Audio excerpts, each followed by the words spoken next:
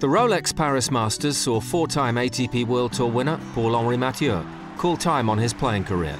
Turning professional in 1999, he reached a career-high Emirates ATP ranking of 12, and the 35-year-old leaves with some wonderful memories.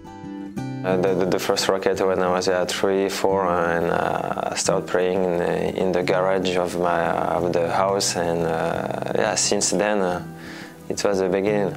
Boris Becker was my idol when I was young, and I was watching a lot of his matches on TV, especially in Wimbledon, in the Masters, and I have good memories of his match.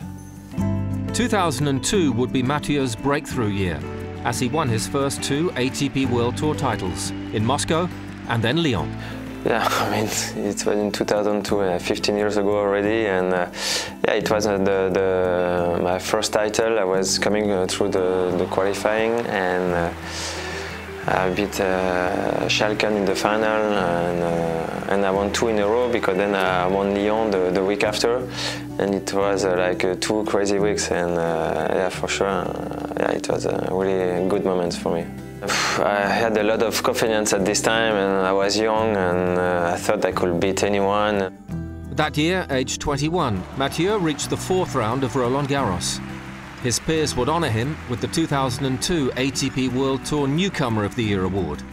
5 years later, he won 2 more tournaments in the same season on his favourite surface.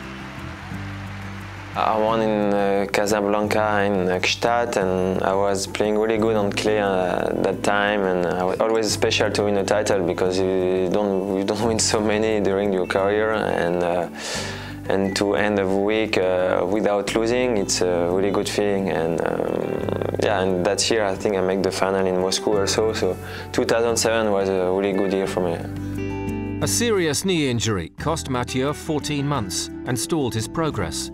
But the Frenchman still managed a good level of consistency and reached a final last year, losing to Richard Gasquet in Montpellier. The first final in 2002 and the last one in 2016, so yeah, there is a gap between. So yeah, I'm pretty happy to stay at that level for the long time I did, and yeah, even if I lost, still it was a great memory, and I lost against Richard, and he's a great guy, and he's from Montpellier also, so it was good for him. You have to stop one day, so you have to decide, and I think it's a good time for me. I have a family also, I have 2 kids, I want to be a little bit more at home also.